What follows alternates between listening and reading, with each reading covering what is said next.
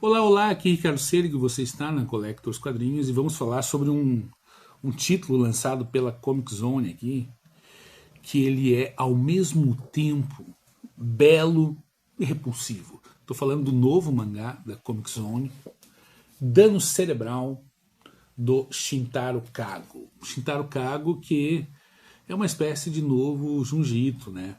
Todas as editoras estão indo atrás do seu Shintaro Kago. Minha primeira experiência com esse autor foi através dos 2 volumes de Dementia 21, publicados pela Todavia, que eu gostei muito, muito, muito. Depois eu li o Pedacinhos que a Darkseid lançou e eu achei genial. Já a Anamorfose também é da Darkseid, eu não curti tanto, tá? E acho que foi isso que eu li do Shintaro Kago. Dano Cerebral chega para fazer companhia ao catálogo de mangás da Comic Zone. São todos aqui, 1, 2, 3, 4, 5, é o 6º mangá, então, da editora. E por que é belo e repulsivo? Tá? Porque o próprio gênero em que o Shintaro Kago ele se enquadra, ele é um gênero que gera controvérsia. Porque o Shintaro Kago é um dos principais expoentes e referências do Eroguro. O que é o Eroguro? O Eroguro é um gênero de mangá que ele equilibra erotismo com grotesco. E no caso do Shintaro Kago, ainda doses muito grandes de nonsense. Então isso faz com que esse quadrinho ele não seja para todo mundo. Você, se nunca leu nada de Eroguro, você certamente vai se chocar com esse material, porque ele é bem gore, sabe? Ele tem corpos dilacerados, ele tem muita violência, nudez colocada nele, um monte de coisa. Mas nesse contexto, quando você se... Como é que eu vou dizer? Não é que você se habitua, não é que você gosta disso, mas são quadrinhos que trabalham com esses elementos para usar uma ironia e uma inteligência para fazer críticas sociais de modo geral. Pelo menos eu entendo a obra do Shintaro Kago dessa maneira, mas mesmo assim não quer dizer que seja fácil de ler, tá? Dano Cerebral traz 4 contos, Labirinto em 4, Quarto Amaldiçoado, Retrato de Família e Colheita de Sangue. Esse Labirinto em 4 mostra 4 garotas idênticas presas em um labirinto. E essa história, ela me lembra muito a pegada do David Lynch, o cineasta David Lynch. Não só pela questão da estranheza, mas também pela questão de usar a própria mídia como elemento que vai contar, a própria história como elemento que vai contar algo que acontece dentro da mídia. Enfim, é muita metalinguagem aqui. Ele acerta muito no que ele faz nessa primeira história, extremamente violenta, como convém no material de Eroguro, mas com uma sacada final muito, muito, muito legal.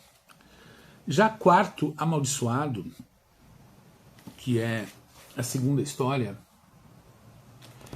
também curti bastante, porque mais uma vez trabalha também com metalinguagem. Me lembrou um pouco o que ele fez em Pedacinhos, que é trazer um pouco do backstage, da própria coisa por trás das câmeras, por trás do behind the scenes, os bastidores, de criar uma história em quadrinhos enquanto brinca com o que a gente vê e o que não é mostrado.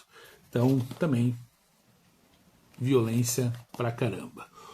O próximo é Retrato de Família. Esse Retrato de Família brinca um pouco com surrealismo e, em certos aspectos, conversa até com os temas que foram abordados em Dementia 21. Porque Dementia 21 mostra uma cuidadora de idosos cujo diferencial é cuidar de idosos que têm superpoderes ou questões sobrenaturais. E aqui a gente acompanha também uma história semelhante que acontece em uma família. Então, também achei muito, muito interessante. E a última, chamada Colheita de Sangue,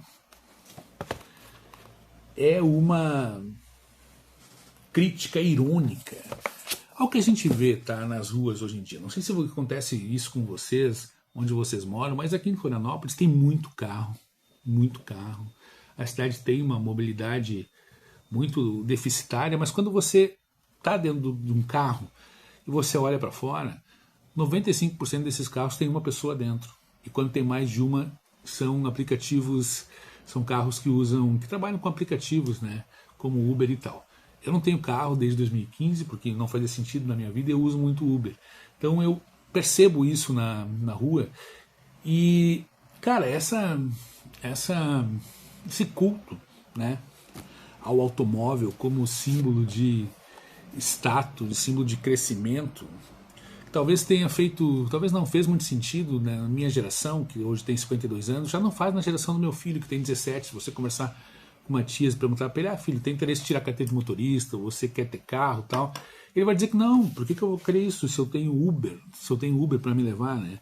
E a própria questão econômica do carro, o valor que é um carro hoje em dia, o carro mais barato do Brasil, quase 100 mil reais, não faz muito sentido, além de todos os custos que vêm junto. Enfim, divaguei aqui, mas essa última história conversa com isso, com essa questão do culto insano, muitas vezes irracional, aos automóveis, tá?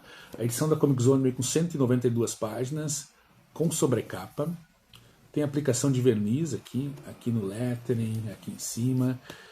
Tirando a sobrecapa, a gente tem essa arte aqui, eu gostei muito do material, vem em Pollen Bold, e vem com este marcador de páginas.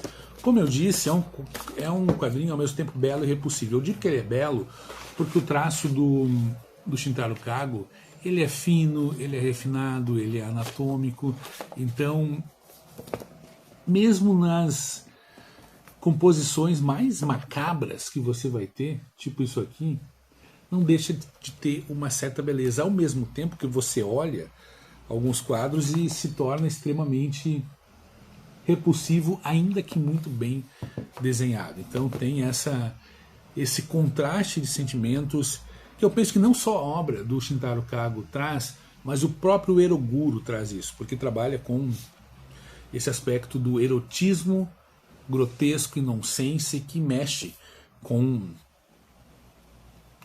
sei lá, coisas muito escondidas que a gente tem em nossas mentes, né? Enfim, parabéns à Comic Zone, mais um excelente lançamento, como sempre, sou muito fã dessa editora, que é aí levada a cabo, né, pelo Thiago Ferreira e pelo grande Ferrez. Obrigado pelo envio e obrigado a você por assistir este vídeo aqui da Collectors Quadrinhos e compartilhar comigo o amor pela leitura e a paixão pelos quadrinhos. Valeu, muito obrigado, dá like, ajuda a divulgar esse projeto e valeu por estar aqui comigo. Até!